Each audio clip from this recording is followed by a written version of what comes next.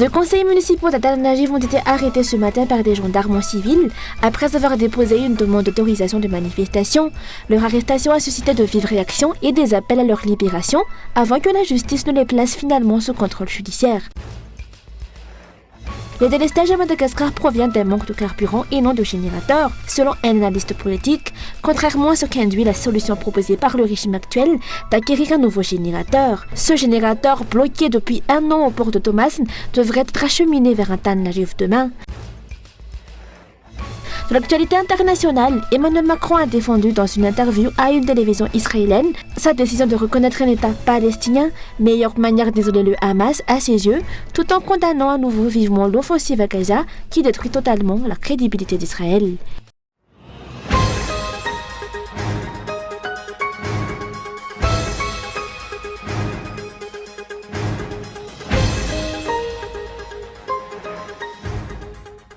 Les conseillers municipaux d'Adal Najiv, Babarak Douarsou et Clémence Rarnirin, ont été arrêtés ce matin vers 11h à Analakil, peu après avoir déposé une demande d'autorisation pour une manifestation prévue ce jeudi dans la capitale. Alors qu'ils se rendaient à la préfecture de Timazaz, ils ont été violemment interpellés par des gendarmes en civil, embarqués de force dans 2 véhicules, l'un officiel et l'autre civil, sans explication. Des témoins affirment qu'ils ont été traités comme de simples malfrats. En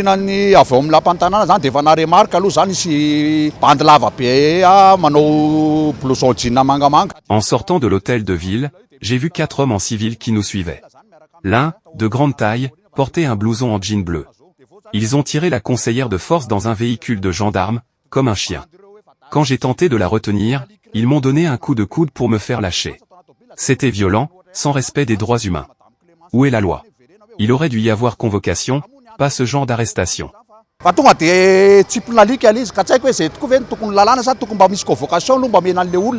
conseillers arrêtés rappellent que leur action avait pour seul objectif de défendre les droits des citoyens face aux problèmes d'eau et d'électricité et qu'ils avaient même proposé un dialogue entre l'opposition et le régime pour trouver des solutions. Nous accomplirons notre devoir le 25 septembre à Ambouy-Jatouv. En tant que conseillers, il est de notre responsabilité de protéger les habitants de la commune face au délestage et coupures d'eau. L'État nous confère ce rôle. Il ne devrait pas y avoir de contrainte à l'exercice de ce droit. Il a par ailleurs invité la sénatrice Laladine Rakotindjezaf, qui affirme que des solutions sont déjà en place à venir défendre ses arguments directement devant la population. D'autres élus municipaux comme Arfid Ramanajaibi qualifient l'opération d'enlèvement plutôt que d'arrestation. Les réactions se multiplient. Sur Facebook, Adouadine Larville, président du parti Malagas Meremieng, a exigé la libération immédiate des 2 conseillers, dénonçant une atteinte grave à la démocratie. Les chauffeurs de taxi ont également effectué une marche de solidarité pour réclamer leur libération.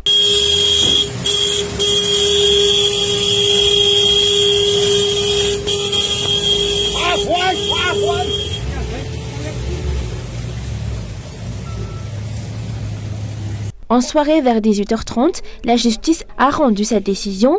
Les 2 conseillers municipaux ont été placés sous contrôle judiciaire.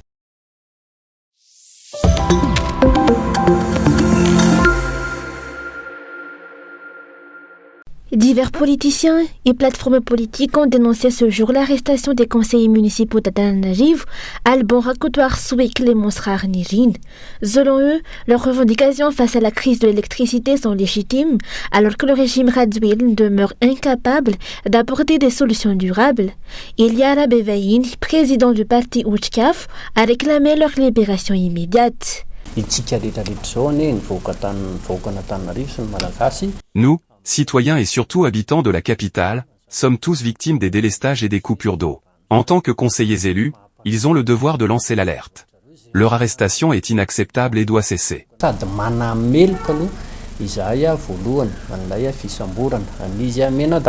Les critiques pointent le contraste entre les déclarations officielles du 15 septembre qui affirmaient que démocratie et liberté d'expression étaient garanties et la réalité qui montre un régime qui fait preuve de dérive autoritaire. La société civile a rappelé l'importance des droits fondamentaux à la liberté d'expression. C'est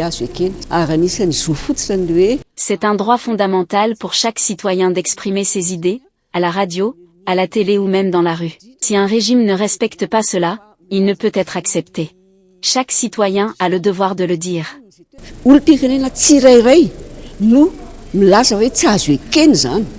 Pour l'opposition et la société civile, ces arrestations répétées sont devenues une habitude visant à museler les voix critiques. Mais ils avertissent que la mobilisation ne fait que commencer. Les actions menées par les conseillers municipaux seront poursuivies et amplifiées si les délestages et la pénurie d'eau persistent.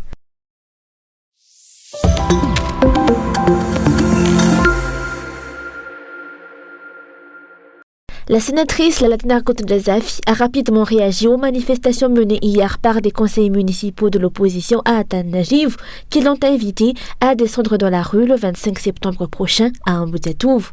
Elle a estimé que ses propos de 2016 sur les délestages n'étaient plus d'actualité, soulignant que le régime actuel recherche des solutions contrairement au gouvernement de l'époque qui, selon elle, n'avait rien entrepris.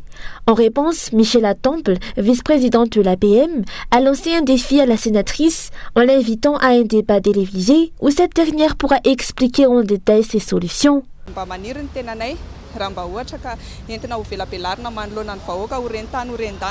Nous voulons que ces fameuses solutions soient présentées devant tout le monde, que la terre et le ciel en soient témoins. Cela fait bientôt 2 mandats que le régime en parle, mais nous n'en voyons toujours pas les résultats. Cet appel n'annule pas notre invitation à descendre dans la rue la semaine prochaine. Nous l'appelons respectueusement à exposer ces solutions.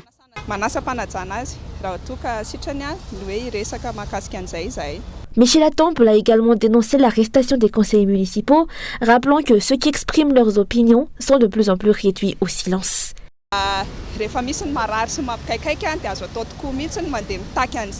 Quand il y a des difficultés qui font souffrir, il est légitime de réclamer des solutions, même dans la rue. Je ne fais que répéter ces propos. Tout s'est déroulé pacifiquement, il n'y a pas eu de trouble lors de l'arrestation de ce matin. Nous verrons comment les choses évolueront. Les conseillers municipaux affirment que leur mobilisation n'était qu'un début. Ils prévoient de renforcer leurs actions le 25 septembre prochain si les problèmes d'eau et d'électricité persistent.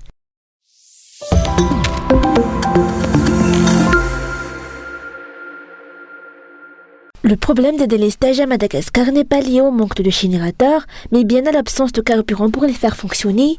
C'est ce qu'a affirmé aujourd'hui l'analyste politique Natalina Rakotnijin, soulignant que le régime actuel continue d'induire la population en erreur. Leur solution est d'importer de nouveaux générateurs. Un nouveau groupe électrogène de plus de 70 tonnes, censé produire 105 MW à Mbomanaboul, est bloqué depuis près d'1 an au port de Thomasin. Son transport vers la capitale doit commencer demain, selon les dernières informations, mais l'analyste estime que cette acquisition non planifiée risque de créer plus de problèmes qu'elle n'en résoudra.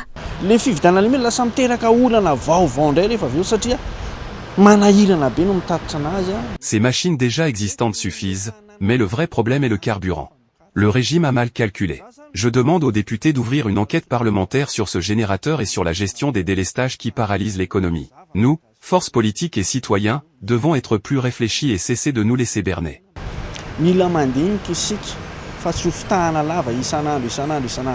Selon lui, le régime n'a apporté aucune solution concrète aux problèmes d'eau et d'électricité.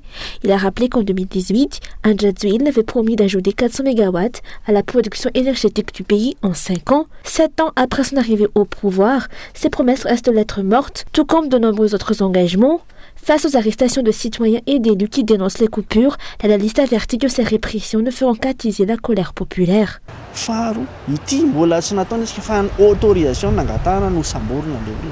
Ces conseillers municipaux n'avaient fait que demander une autorisation de manifester, et ils ont été arrêtés. Cela montre que le régime a peur de la colère du peuple car il sait qu'il est incapable de résoudre le problème dans un court délai. Mais cette arrestation ne fera qu'aggraver la situation.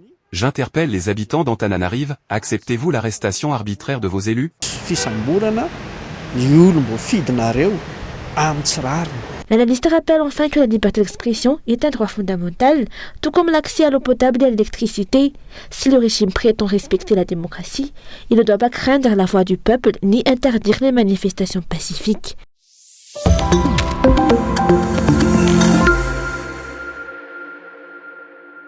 Dans le cadre du renforcement des relations entre Madagascar et la France, la 3e édition des Assises de la coopération décentralisée Madagascar-France s'est tenue à Antananarivo pendant 2 jours. Les échanges ont porté sur la décentralisation, le développement économique, la promotion de l'agriculture, ainsi que sur les défis liés à l'accès à l'eau potable et à l'assainissement. Reste désormais à voir quelles solutions concrètes émergeront de cette rencontre.